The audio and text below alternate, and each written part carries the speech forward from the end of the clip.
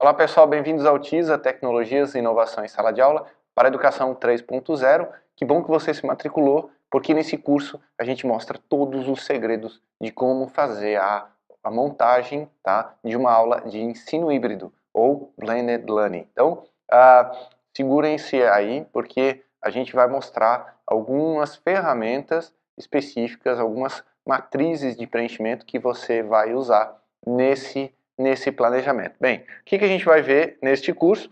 Como montar uma aula híbrida, tá? Exatamente como fazer esse planejamento e executar este planejamento. Como aplicar esses conceitos da educação do século XXI na prática, dentro de um esquema de um ensino híbrido. E o desenvolvimento de habilidades do século XXI, como que a gente pode observar isso na montagem. Um ótimo sinal é que se você está aqui agora assistindo esse curso, consumindo esse curso, é porque você já tem um excelente indicador de maturidade para a aplicação do ensino híbrido à sua rotina de trabalho. Então, assim, essa aula, este curso especialmente, é prático. Então, a gente não vai ficar gastando muito tempo explorando conceitos, tá? Se você ainda não fez o curso de roteiro de Blended Learning, eu estimulo você a dar uma pausa agora, vai lá, cursa o curso de roteiro de Blended Learning, te explica um pouquinho mais os conceitos para poder entender na prática o que a gente vai aplicar aqui. Então, parabéns, você chegou até aqui e a gente vai começar agora a esquentar os motores. Bom, o primeiro ponto é o seguinte: como que você organiza uma aula atualmente? Como é que você planeja a organização dessa aula? Você faz o acompanhamento daquilo que planejou? Você faz o plano de aula? Ou você só estrutura o plano de ensino e se a turma não consegue acompanhar o conhecimento, você deixa de lado e toca em frente? Você tem um indicador de desempenho próprio dentro desse planejamento? Você utiliza algum padrão de organização? Existe algum modelo da instituição que você trabalha ou modelo pessoal que você desenvolveu? Como que você registra os acontecimentos durante o semestre? Você tem uma agendinha, no mínimo, para fazer anotação, diário de classe? Onde que você faz anotações mentais, que depois você acaba esquecendo? É bem comum, a vida de professor é muito corrida, a gente sabe disso. Então, gente, só para elencar uma coisa importante, que vai provocar o nosso planejamento de sala de aula. No ensino híbrido, o espaço de sala de aula já não é mais só o espaço físico. Então isso é muito importante, tá? Vai mudar a nossa maneira de pensar. O espaço virtual, ele faz parte do cotidiano e a urgência e a adequação da educação a esses novos paradigmas. Então, assim, você vai encontrar diferentes paradigmas de interação e mediação com estudantes e é aí que você está trabalhando o ensino híbrido. Se você não está encontrando paradigmas, é porque você ainda não entrou verdadeiramente no ensino híbrido, tá? E existe o outro conceito, que é a aprendizagem ao longo da vida. Como a sala de aula não é só o espaço, todo momento de rotina do estudante é importante que ele continue aprendendo, tá?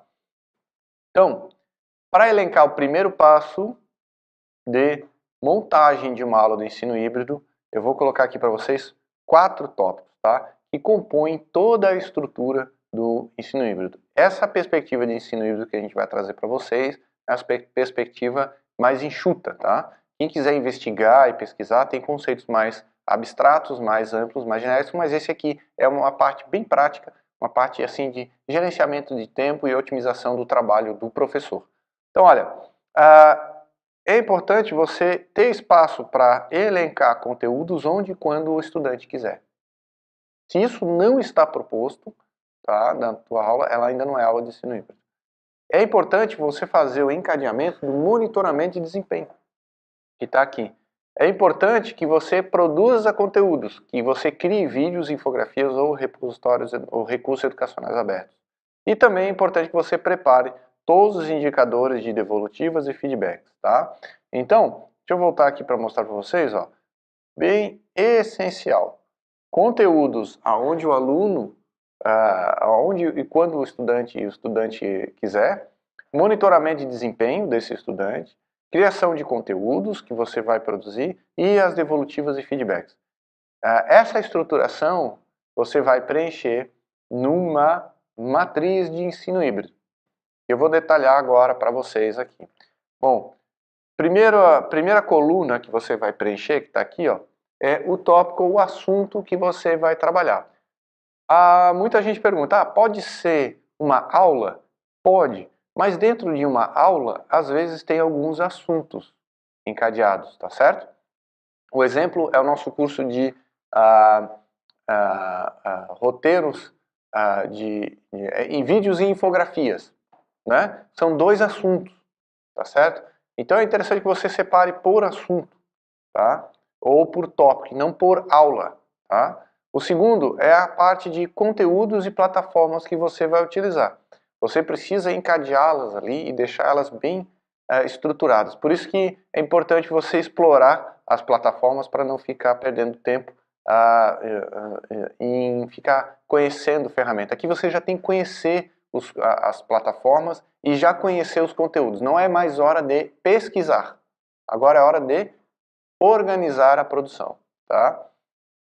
Quais são os indicadores de monitoramento de desempenho? Quais são as estratégias que você vai colocar aqui para monitorar desempenho? Da mesma forma, não é hora de explorar, é hora de indicar exatamente o que você vai utilizar. Aqui tem uma coluna sobre produção de conteúdos. Tá? A produção de conteúdos é a tua ficha de produção de conteúdos, é onde você vai começar a organizar a tua própria produção de conteúdos para que no momento que você produza conteúdos, você só concentre-se na produção e não na criação de conteúdos, tá?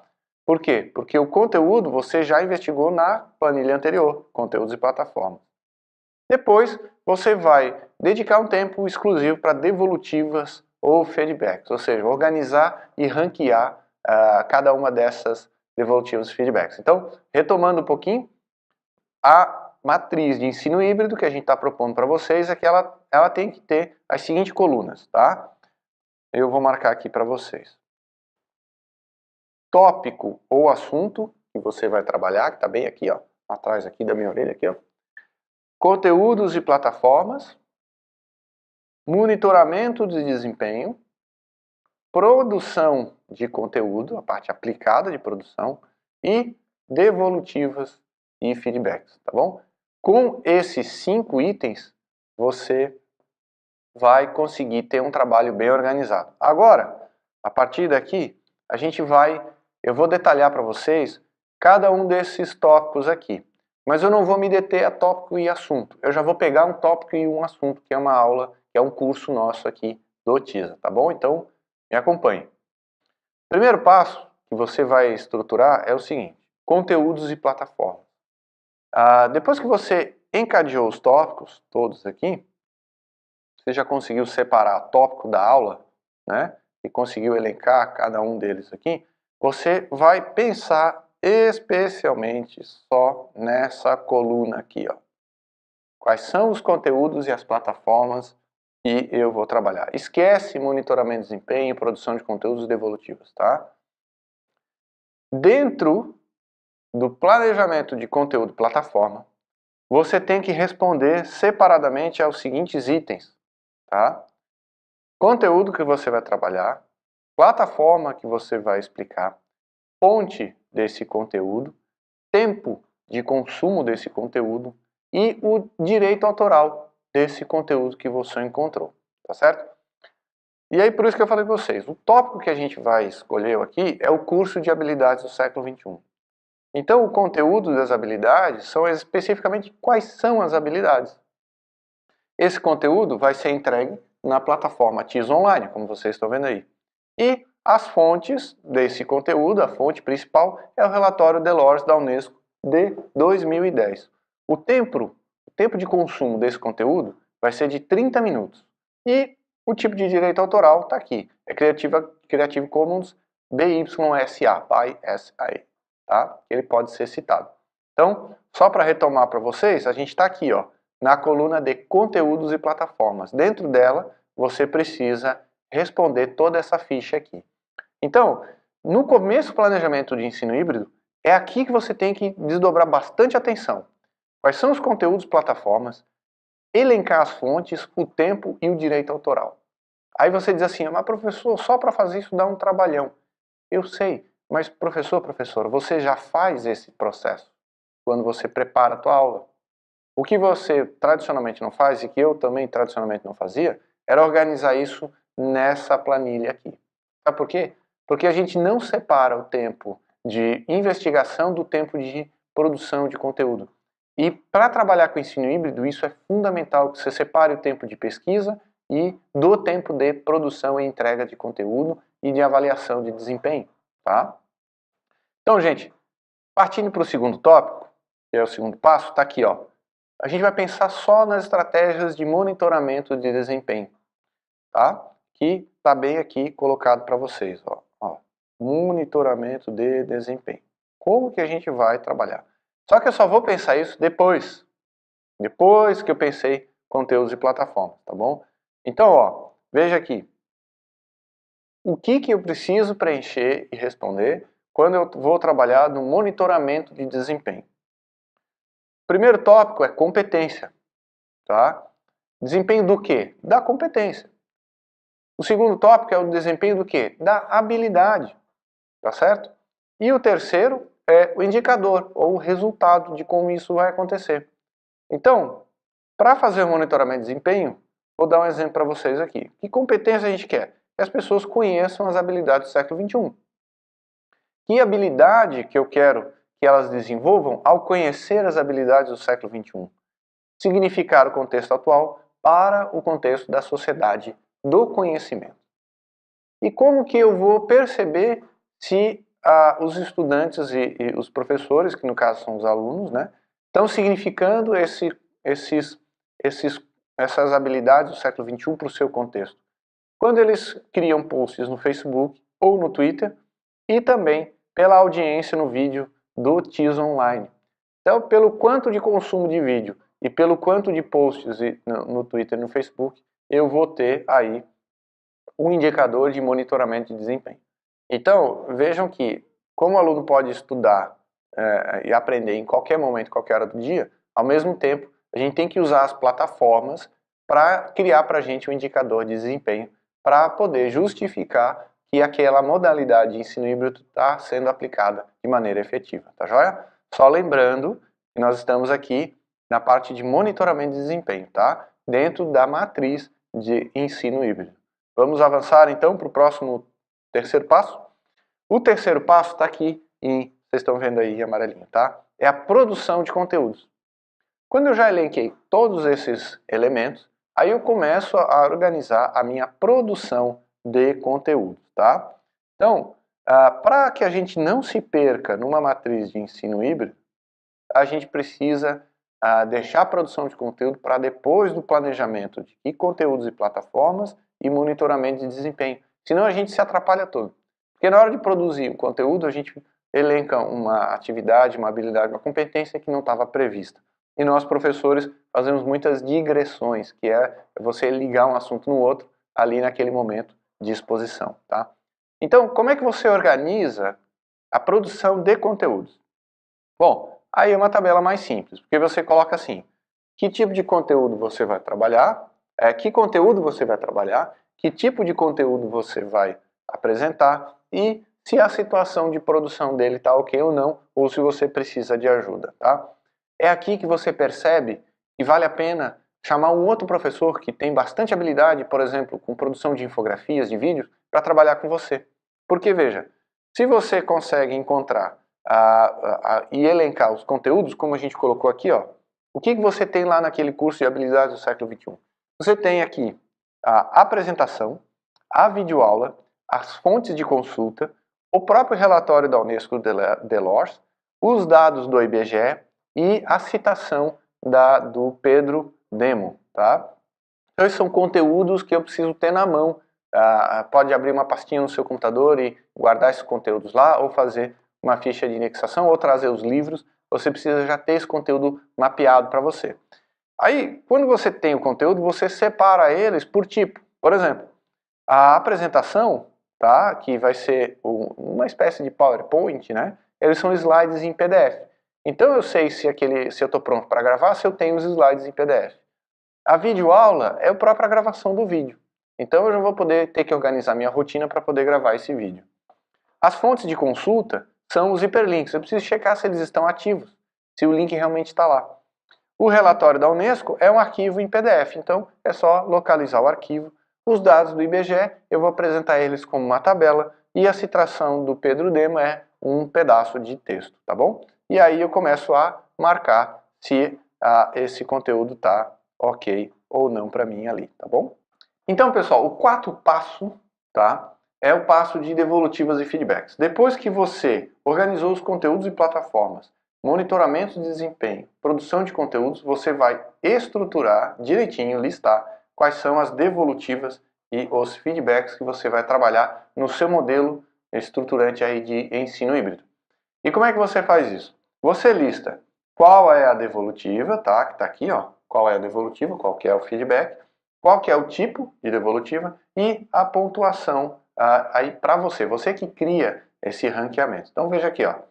A Mãos à Obra é uma devolutiva que tem em todos os cursos aí do TISA, tá? E o tipo de feedback, né, de devolutiva, é um post em rede social. A gente pede para que vocês depois compartilhem lá com as hashtags, certo? Para nós aqui, ele vale 10 pontos. Tá? Então a gente vê o quanto os professores conseguiram realmente produzir um conteúdo depois de cursar todo o conteúdo à distância. Tá? Depois a gente tem aqui o incentivo a continuar produzindo. Tá? E esse incentivo ele é uma análise de audiência, ou seja, eu observo quantos professores estão trabalhando, avançando no conteúdo do curso, que é o consumo do vídeo e o download das ferramentas, tá? E eu consigo dar uma devolutiva dizendo, não, vamos lá, vamos produzir mais vídeos, volte aqui, termine a sua aula e tem uma pontuação de 5 pontos, tá? A interação com rede social é outra devolutiva. A gente vai responder os professores por redes sociais. Então, a gente vai trabalhar aí especificamente com posts na rede social Facebook e vai valer 5 pontos, tá? E a recomendação de cursos, a gente vai trabalhar por e-mail e tem a pontuação de 20, a pontuação máxima. Por quê? Porque quanto mais os cursos do TISA, eles são todos encadeados. Quanto mais você consome, melhor fica a tua apropriação de competências e habilidades para a educação em tecnologias e inovação em sala de aula. Então, para o seu estudante, para o seu mapeamento, você vai ter que elencar essa pontuação por devolutivas. Por quê? Porque não são 100% dos conteúdos que você precisa gastar ali de devolutivas, tá? Você tem que ter um enfoque, né? E por isso que o ensino híbrido tem que ser uma ferramenta de socialização, mas sobretudo focada em desenvolvimento de resultado. Então, só para retomar, antes de ir para a prática, tá? Vamos olhar aqui a tabela de novo, tá? Ó, você elenca qual que é o tópico que você vai trabalhar. Depois você gasta bastante tempo pensando no conteúdo e plataforma. Você não vai explorar, eu insisto nisso, não descubra plataformas novas. Só preencha aqui quando você já gastou um tempo investigando quais as plataformas são mais efetivas para você. Depois, você elenca qual a estratégia de monitoramento de desempenho. Depois, você parte para a produção de conteúdos. Você organiza que conteúdos quer e começa a produzir os conteúdos. E depois você faz a devolutiva e feedback. Claro, no final de tudo isso vem a aplicação e a entrega para os estudantes aí em sala de aula. Então vamos lá voltar para o final. E a gente quer trabalhar mãos à obra, viu? Sempre tem mãos à obra aqui no TISA.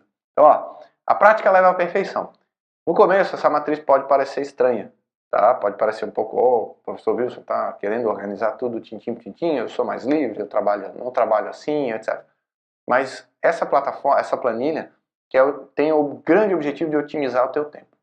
Quanto menos você precisa refinar as aplicações no planejamento, mais você tem liberdade para criar. Então esse é que é o ponto, não é para prender ninguém, é para que você tenha mais ainda liberdade para criar em cima dos resultados. Então, ó, vamos criar então uma planilha. Você irá montar uma aula híbrida e ela deve conter os seguintes elementos, no mínimo, tá? Escolha um ambiente virtual, grave um vídeo com explicações sobre o tema, solicite um infográfico aos estudantes, que são as devolutivas, lembra? Crie um mapa mental da disciplina, utilize o ambiente virtual para estimular o debate, aplique um quiz e preencha a matriz do ensino híbrido, tá? Se você não quiser preencher primeiro toda aquela matriz para depois fazer a aplicação, então a gente recomenda que você faça no mínimo esses passos aqui, tá? E depois que você preencheu cada um desses passos, você vai lá para a matriz de planejamento de ensino híbrido e vai preenchendo para ver o que faltou para aí você começar a refinar, tá? Mas eu pessoalmente, vou falar para vocês, é muito mais fácil planejar antes, tudo tintim por tintim, e para depois fazer uma aplicação. O nível de observação dos resultados e evidência de uma aula de ensino híbrido é muito mais concreto. Se você deixa alguma coisa para trás para improvisar na hora, pode dar muito errado, tá? Ensino híbrido e tecnologias em sala de aula requer planejamento. Você não tem mais espaço para fazer o improviso, porque agora o ensino e aprendizagem não é mais só dentro da sala de aula, ele continua para fora da sala de aula e para fora do tempo da sala de aula. Então, tudo precisa ser bem planejado. Ah, mas agora então eu vou ter que refazer tudo uma vez só. Porque agora, uma vez que isso está estruturado, você replica isso e trabalha só no ranqueamento dos feedbacks e também na alocação ali das competências que você quer trabalhar. Por causa da característica de cada grupo, de cada indivíduo que aprende, nem todo mundo aprende da mesma maneira, tá? Mas a gente queria deixar isso bem ao controle de vocês, professores, tá? O professor, sobretudo, ele é um bom gestor do tempo. Então, faça um planejamento prévio para depois a aplicação. Quem quiser partir para uma aplicação direto, pelo menos elenque esses tópicos aqui que a gente mostrou, volta um pouquinho o vídeo e assiste novamente, tá? E depois que montou essa aplicação, tenta preencher a matriz para você ver aonde que vai ficar faltando uma aplicação. Então, gostaram dessa estruturação? É importante lembrar esses conceitos chaves aqui, ó. A gente viu como montar uma aula híbrida, tá? E aplicando conceitos de educação do século XXI, visando o desenvolvimento de habilidades e competências dos estudantes, tá bom?